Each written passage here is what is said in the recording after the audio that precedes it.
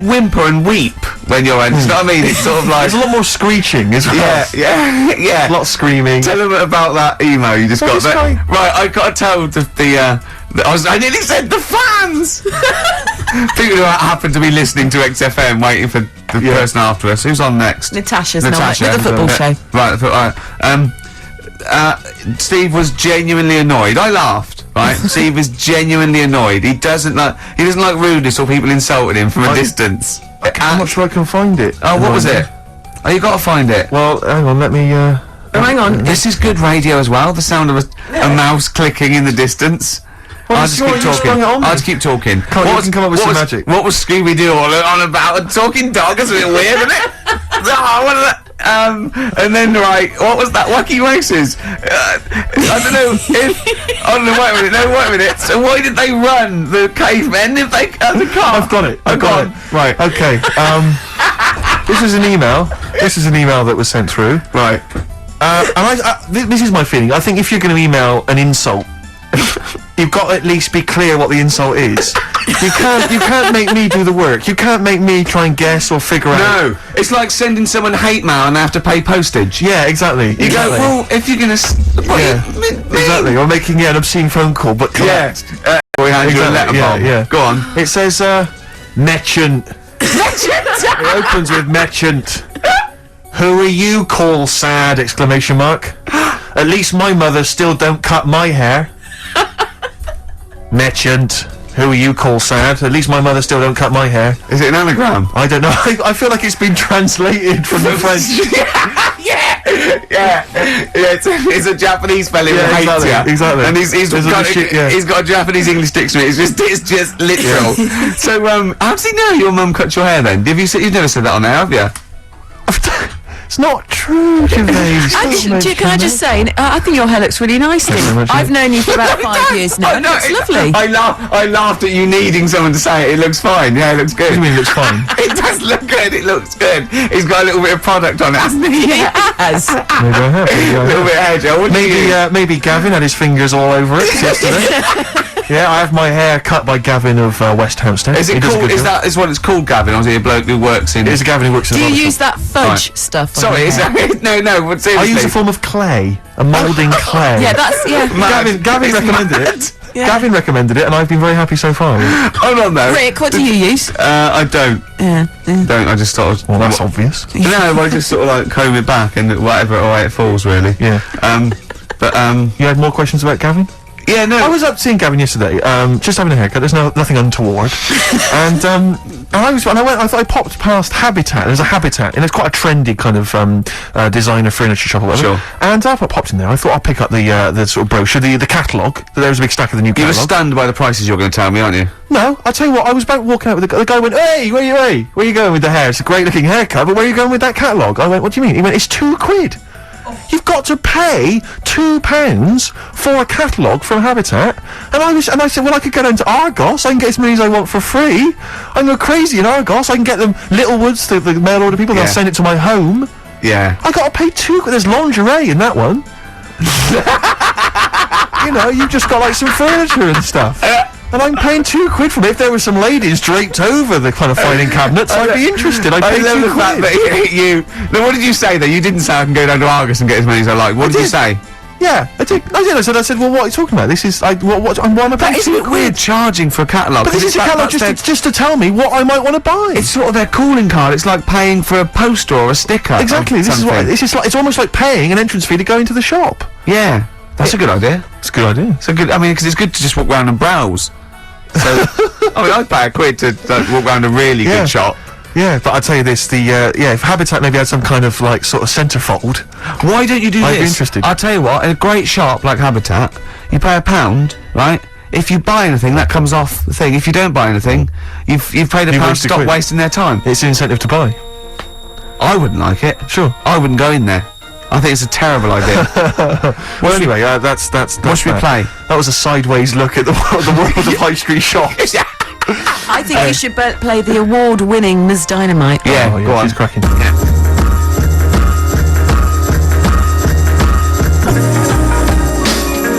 Ms. Dynamite? Good, that, isn't it? It's cracking. Yeah, it's very good. Yeah. Mercury Award winning. Absolutely. Well done. Yeah, good luck to her. Good luck to her. I must admit, I wanted the Streets, but Yeah. she's a very good second choice, and you know, wish you all the luck in the All world. the luck in the world. I'm looking at your hair. It's not bad, is it? And you have bigged it up, so you're quite. So I assume you didn't go to a barber. You've gone this This is a hairdresser's. This is Gavin of West Okay, Hampton. I'm going to ask you now, right?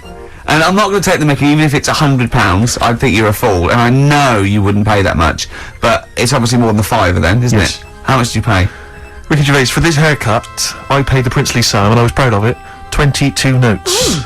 But That's all right. But I went up to 24 because I was pleased with what I had. Little tip for him. £2 tip. £2 tip. I could have just given him one of those Habitat catalogues. He'd have been pleased with that. I love Just that. slap that on the desk. Yeah, and he'd have gone, thanks very much. And you'd like to go, I'm going to be honest, Gavin, that is not free. Exactly. If that had been an Argus catalogue, then throw me out of it with an insult. exactly. Look at the price. Go £2, yeah. That £2 is yours. It's yours. You're taking that home. Would you prefer the money?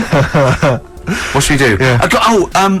We're usually play a new one around this time. What new adverts have we got? We've got plenty here. Oh, come on, let's Come go. on. Are you in any? No.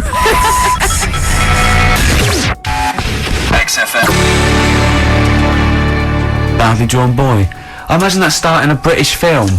Do you know what I mean? They're jumping on a London bus and they're going around London. Well, of course, the film about a boy, he did the soundtrack for. So if you were a little bit more up on films and stuff, you'd have already known that idea's been done, and you wouldn't have embarrassed yourself, and there wouldn't be egg on all our faces. Oh, But thanks very much. Sorry about that, I'm eating. I'm very messy, aren't I? Yeah. What have you got, Steve? What have you got for Rick, me? I'm glad you've asked. Thanks for asking. This is a Stevie Wonder track. Now, I hope people aren't as offended by Stevie as they were by Pink. I'm sure they won't be. I mean, for goodness sake, he's one of 20th century's greatest artists. Yeah. This is from an album, not one of his more famous, Fulfillingness's first finale. Yeah. And this is a track called You Haven't Done Nothing. But Rick, here's a little quiz for you, a little pop quiz for you. Oh. There is a very famous backing vocal group here. I mean, they were famous in their own right, but here they're doing backing vocals.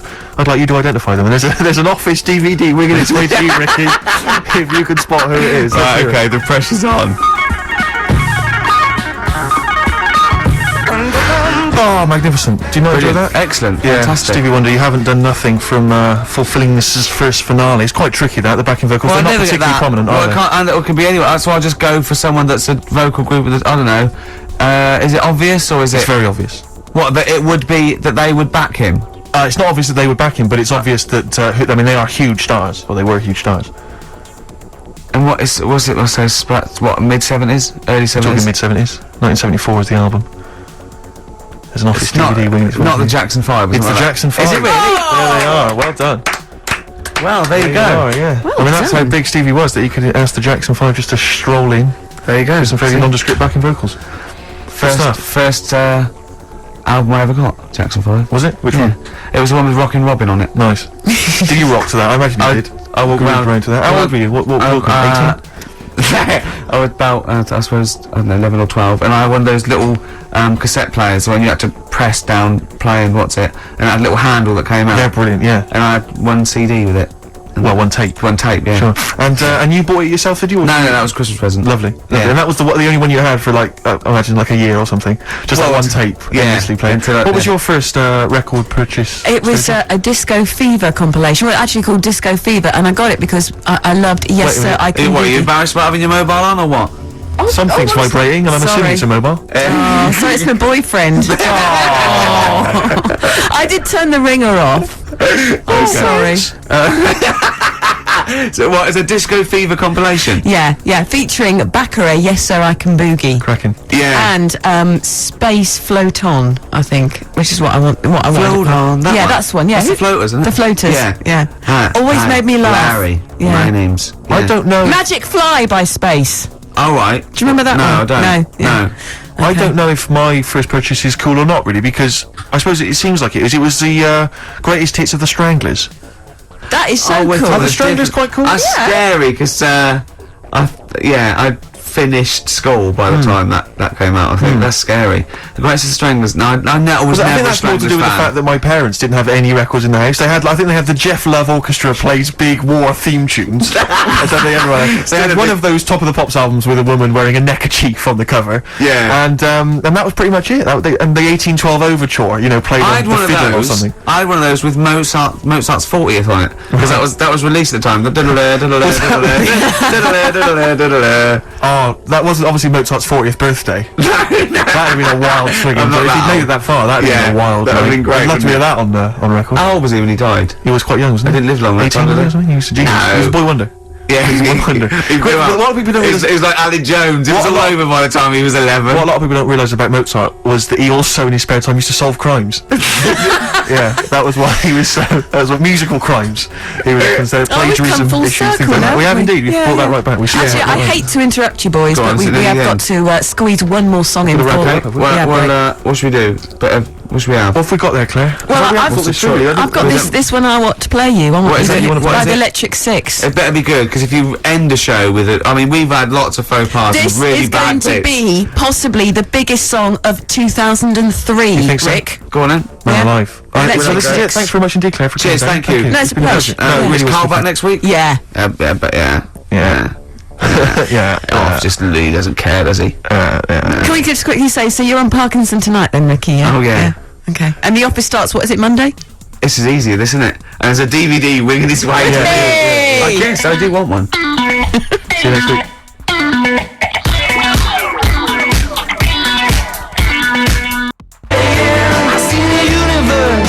Richard Ashcroft.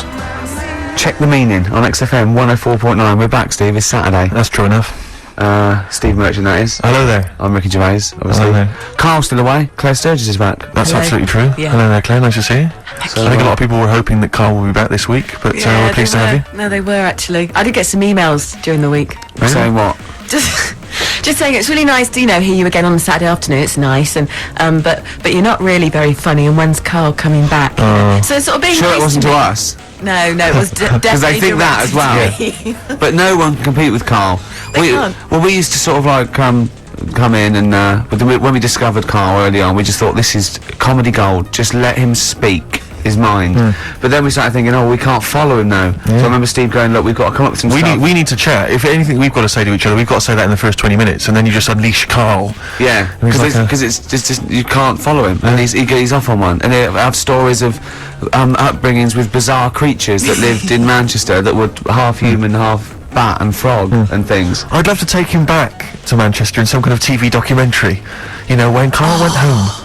And just wander back, maybe try and find the amphibian twins or whatever those Yeah, people were. they with weren't. the- Yeah, so there was two boys, both had big heads and webbed feet. They weren't related. They didn't hang around with each other. That was all the information we had. I went, why not? He went, that would have been too obvious. Yeah. Like they look at each other across a room and go, yeah, you think I'm coming to see you just because we're a similar species? Yeah. You're mistaken, mate. You make your own friends. One starts to walk over there, one shakes his head and just mouths too obvious. Yeah, do it, too obvious. out of one of his mouths. Yeah, that's what they're expecting. Yeah, don't do it. Don't do it, Webby. Yeah, but anyway, he'll be back shortly, I'm sure. He phoned me. His dad's ill. His dad's in hospital, so Carl went back to sort of look after his mum. And he was so sweet. He said, "I'm back. I'll just drive my mum around." He said, so unbegrudgingly. He just went, "It's like old times." And I said, "Oh, sorry to hear that." He went, "That's all right, yeah." I think he's going to be fine. And I said, "How was your holiday?" He went, "Yeah, it was good, except it were a nudist beach. Didn't tell me." I went, Of course it was. "Oh, what do you mean?" He went, "Well, sitting on the. I don't know why they have to do it. I don't know why they have to do it. Why do they have to do it?" He went, "Suzanne said they think there's nothing wrong with it, like being a transvestite." Right. I went, "I love the fact that your girlfriend has to tell you what's wrong and right in the world." And he went, "Well, we're walking along the beach, fella coming towards us with knob out." I went, "Oh, what's going on here?" Right. And he said, and because it wasn't all nude, he's walking round, he's stark naked, and he wants the freedom of that, but he's got a big rucksack on his back with his clothes on, so he has to get changed. He went, "So what's the point in that?" Right? And I went, "You should just carry the book." He went, "What, and cover it up?" When he went, "Oh yeah, good idea." See? He went, "But I wasn't happy." He says, and that was the first day, so we didn't go there again. So, alright, Gobsmacked. that's out, Yeah. that's out. What's that doing out? Why has he got his out? I imagine Carl sort of dressed in a suit in a sort of safari suit, done right up with a cravat. I'm not undressing. I don't want people seeing the flesh. That's for you, love, and no one else. But I love the fact that as this it's good and goes, Carl, they don't think there's anything wrong with it. They're just happy that way. and he in his own mind just goes, like being a transvestite. He knows there's nothing wrong with that. I'm always a little bit suspect about people who like walking around nude. I think you meant transvestite. No, nudists. What? Hold on. Can you can you be a naked transvestite? What are you then? Yeah, I suppose you're a... When Eddie Izzard's naked, is he a naked transvestite? That's an interesting metaphysical question. Yeah. Yeah. On XFM 104.9. If you know the answer to that metaphysical question, or indeed any of the famous ones, if a tree falls in a forest and no one hears it, has it fallen over? Any of those. Excellent. That's brilliant. Yeah, if you leave the room, Rick, what's the does sound? it get quieter? Yeah, what's the sound of one leg hopping? Exactly. What we got there, Claire? Do you want some music or Yeah, I'd love to hear it. a What bit you more got? chat? Yeah. I've got the Vines actually. Oh, All play right. it, play it, play it. Nice.